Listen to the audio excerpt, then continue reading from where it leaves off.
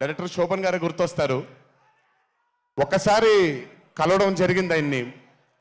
ఆయనంత soft spoken మనిషిని, అంత హంబుల్గా ఉండే మనిషిని నేను మళ్ళీ చూడలేదు.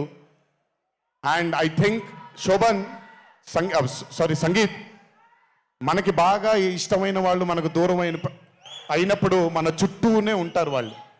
And I'm very happy and I'm sure నాన్నగారు ఇక్కడే కూర్చొని is very proud of you. Congratulations for this amazing success. And ఇందాక డీడీ డీడీ డీడీ అని ఎప్పుడైతే రెసనేట్ అవుతుందో, ఇలాగే రేపు పొద్దున సంగీత్ సంగీత్ సంగీత్ అనేది కూడా రెసనేట్ అవ్వాలి అని ఆ దేవుణ్ణి మనసారా కోరుకుంటున్నాను.